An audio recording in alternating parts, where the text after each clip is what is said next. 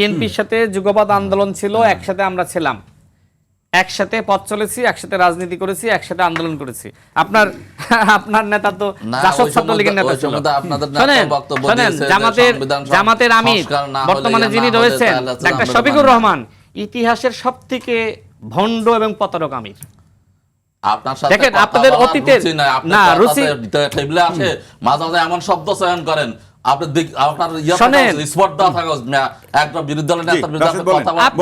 মিথ্যা বলবেন, ভণ্ডামি করবে, মিথ্যাচার করবে। আজকে শুনেন, শেষ করি। কি আপনারা কি শব্দ উচ্চারণ করেন? আপনারা কি বলছেন যে সরকার প্রতারণা করছে? তা আপনারা প্রতারক বলতে পারলে আমি ভণ্ড বলতে পারবো না? আপনারা কি বিএনপি সরকার প্রতারক বলছেন না?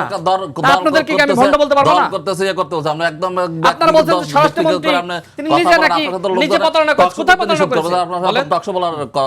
আপনি বলেন যে বিএনপি কে আপনি প্রতারক বলতেছেন না?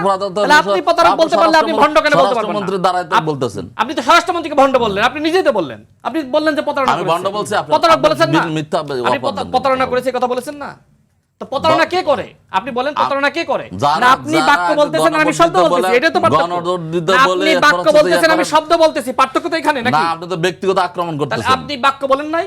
তা আপনি বাক্য বললে সেটার আমি শব্দ বলেছি, কথা বলেছি। আপনি দলের অবস্থানের কথা বলেছেন। আপনি স্বরাষ্ট্রমন্ত্রীকে নিজে বলেছেন যে স্বরাষ্ট্রমন্ত্রী জাতির সাথে প্রতারণা করেছে। আপনারা প্রতিনিয়ত বলছেন যে বিএনপি জাতির সাথে গাদ্দারি করেছে, স্বরাষ্ট্রমন্ত্রী গাদ্দারি করেছে। তো এই যে আপনি বাক্য বলতেছেন, আমি জাস্ট এটার একটা নাম বললাম, তাই না? এখানে আপনি আমাকে বলছেন যে আপনার সাথে টকশোতে বসা উচিত না। তো টকশোতে বসবেন কি না বসবেন সেটা আপনার সিদ্ধান্ত।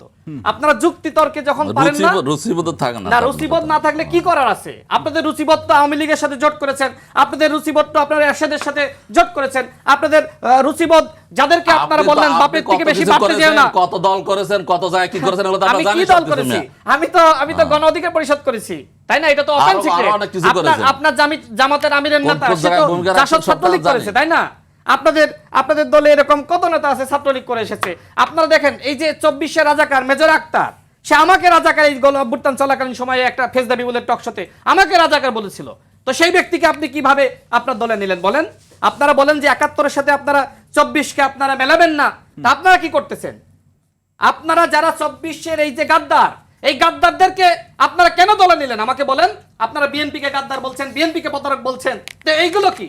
আপনি লাইন বলতেছেন আর আমি শব্দ বলতেছি, পার্থক্য এখানে। জি, আপনি আজকে বললেন যে বিএনপি জনগণের সাথে ধোঁকাবাজি করেছে, তার মানে কি বিএনপি ধোঁকাবাজ? বিএনপি কোথায় ধোঁকাবাজি করেছে? একটা প্রমাণ দেন তো।